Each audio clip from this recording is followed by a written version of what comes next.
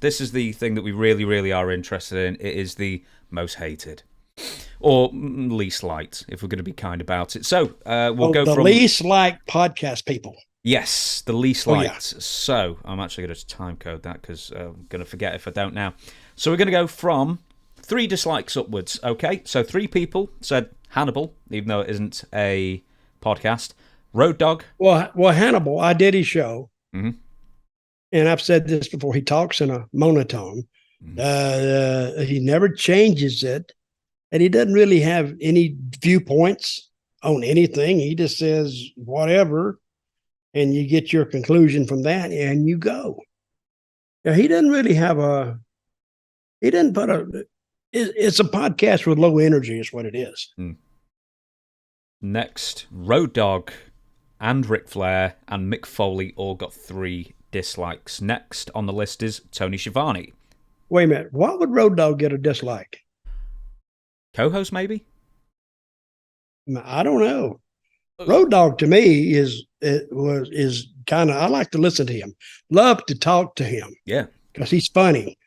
And who else did you see got 3, did you say got 3 dislikes? Ric Flair and Mick Foley. Well, I could see Ric Flair. Are you surprised he didn't get more dislikes?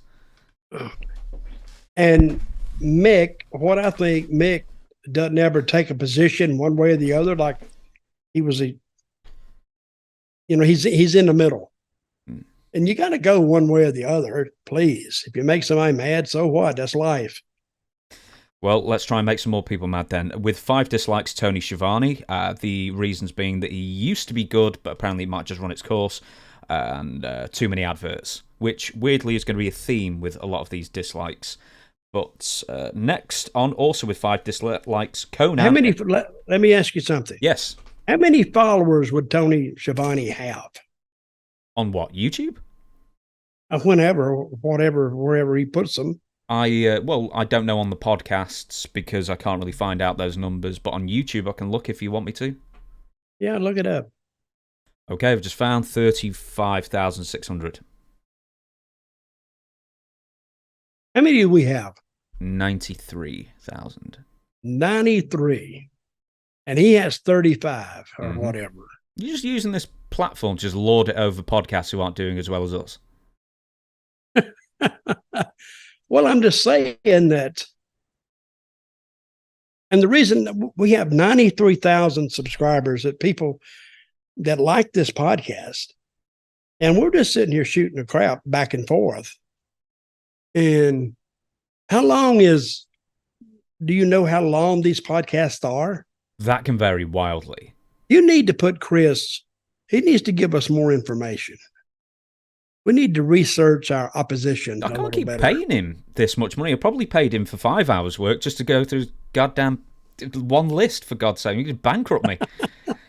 Right, let me get through a few more of these then. Conan and Disco also got 5 dislikes. The reasons being rambling, argumentative, make fun of you if you don't agree with them, and bad audio. Which I can say bad audio, for God's sake. I mean, they need some proper microphones. But we're going to get a lot of the same names for most disliked and most liked, purely because they're the most famous ones anyway. So you're always going to get your people who like him, dislike him. Yep. Next one, Dave Meltzer, 6 dislikes. Reasons being too biased. How many did Dave Meltzer get dislikes? Just 6. I think he would have got a lot more. Well, you didn't vote. I didn't vote. I didn't know we had a vote. It was on your page, right? Yeah. Oh, okay. It was on our page. I didn't vote. Could I have voted? Yeah. Or maybe that would have come under like bias then. I don't know. Oh, no, but you said we were outlawed. We were out. Yeah, from ourselves. We can't say ourselves or anything associated with me. Next, with a jump up to 11 dislikes, Eric Bischoff. Some people said dull and very anti-AEW. Mm-hmm. He is. I don't know if he's dull. I mean, I don't know. I find it quite interesting. I'll never listen to him. Next one. With 15 dislikes, Jim Cornette. Angry, irritating, or too political were the reasons. Guinea Pigs Rule wrote, Jim Cornette, even though he annoys me, he still has esoteric wrestling knowledge. Esoteric, what's that mean? I don't know. Otherworldly. I mean, I like the word, but I can't actually put it into a I sentence. do like. I love the word. I'm gonna have to look that up now. Maybe it's like all encompassing. But he is.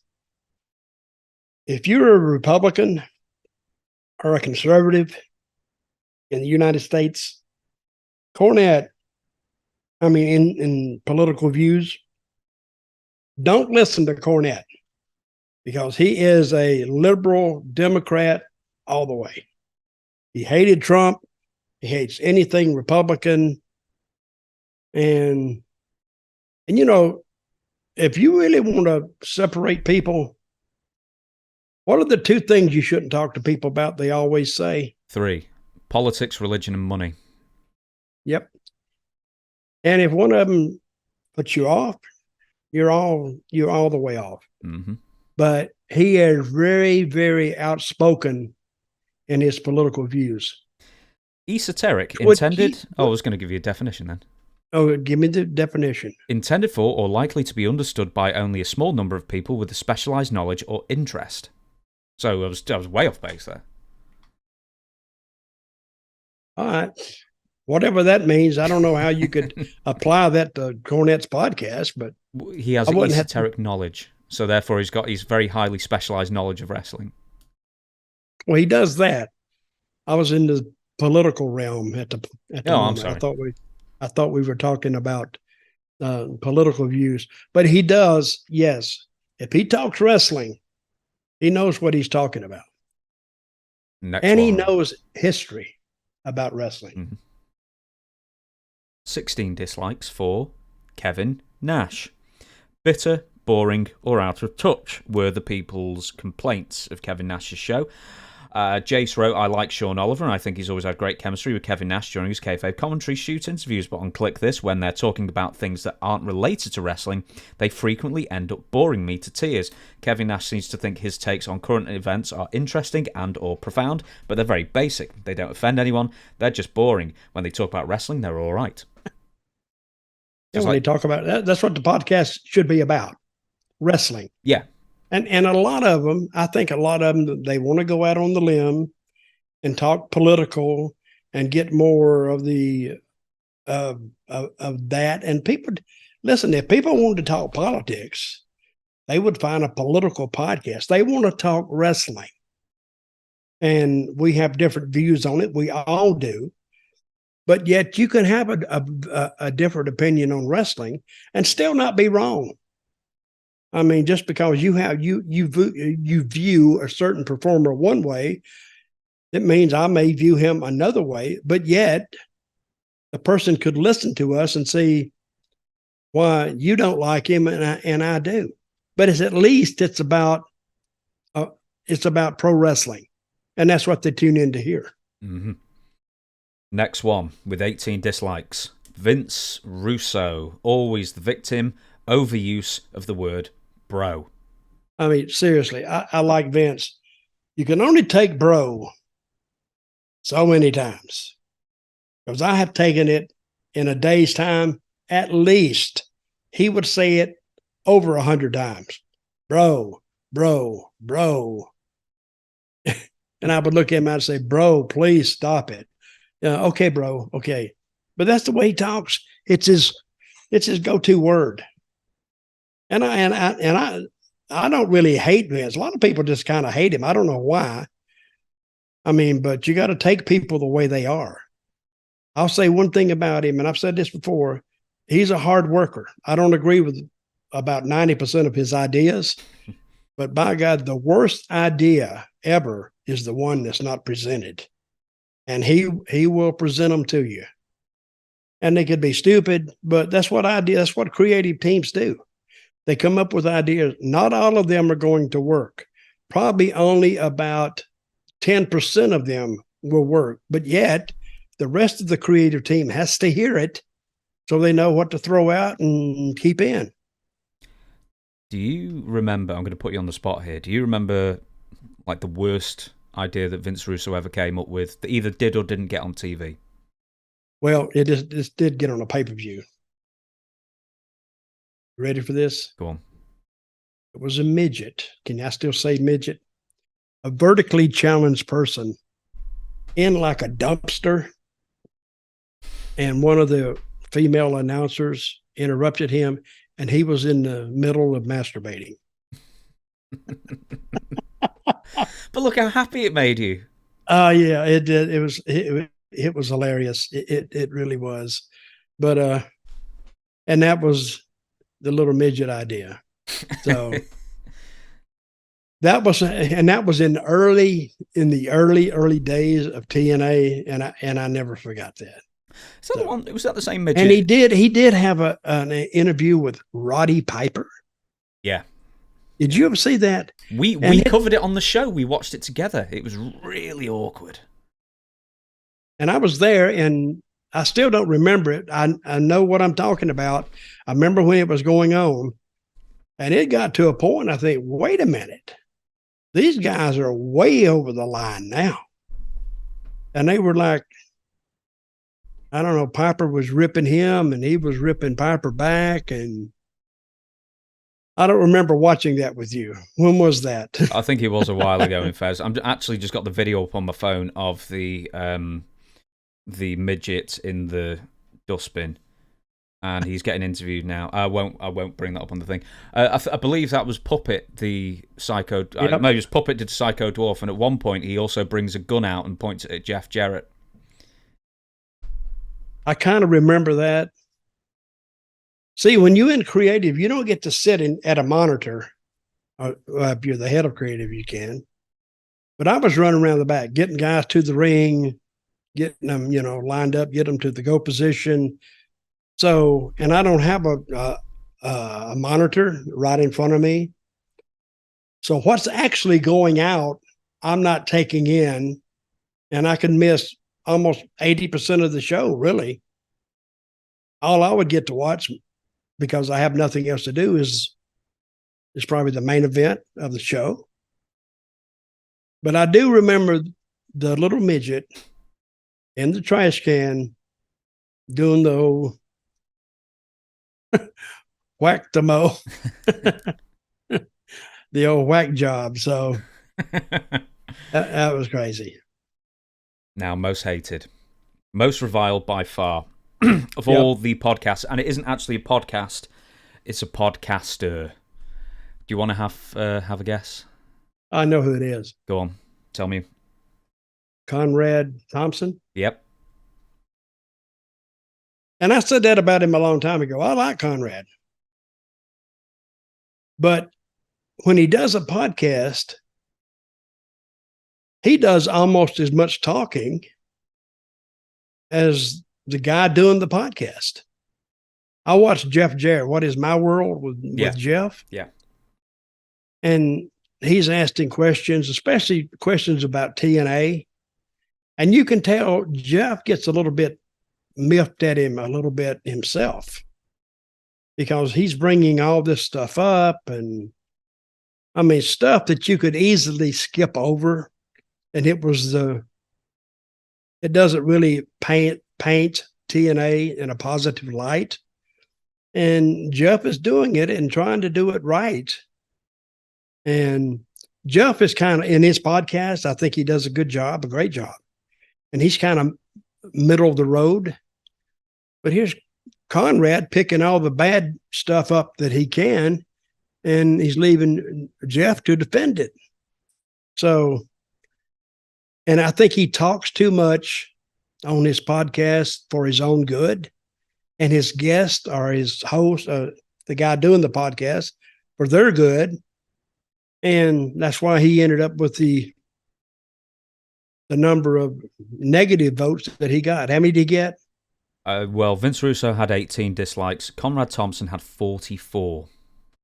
Wow, really? Mm-hmm. I may have you pause here for a second. Okay. How many listeners does Conrad have on the Jeff Jarrett show? I can only tell you on subscribers, but 1 second. I've found the information out. 31,600 subscribers on YouTube. For Jeff's show? Yeah. What's the number one show in Conrad Thompson's? What's he call his whole deal? The Conrad Thompson Network. I'm making that up. I don't know. I can't remember. I'm sure it has got a name. Anyway. 31,000. Wow. Yeah. I thought they'd have more. Of the top one, of all the YouTube... I can't go on the podcast, all the YouTube channels. I don't know if Kevin Nash counts. I think it might sort of count, Kevin Nash, even though Conrad's not on it. But I think Kevin Nash is the only one who beats us in monthly views. And that doesn't count last month because we beat him, Kevin Nash, in monthly views because we had a good month. Really? Yeah. So we are, apart from Cornette, of that month, we were the second most viewed after Cornette. YouTube weekly podcast show on YouTube, I think. Anyway, yeah. So we need to advertise. We need to advertise that fact. What, the second most watched or third most watched YouTube podcast wrestling based with a single wrestling personality? Well, that's too many asterisks, really, isn't it? That's too many parameters. Just put number 2 podcast. Yeah. Turnstile numbers. We got number 2. And we're the best. I'm going to agree with this. So I had to. So anyway, this is what Chris has said. The editor said I had to start Conrad Thompson's own tally after I realised people hated him more than the wrestlers he was talking to. He hosts, and his pods are basically one long infomercial. So it is the unbelievable amount of advertising. Hey, Blue Chew. Hey, a hot tag for your wieners. Like, shut up. You hear the same advert so many times over and over again, and just all the podcasts are absolutely full of them. Okay. A blue. What is it? Blue Tube. No, and yeah, it's some like chewable Viagra thing. Yeah, I know what it is. Oh, Blue Chew. But what do they pay him? I don't know. 31,000 subscribers. I don't know. Do you want me to call and ask?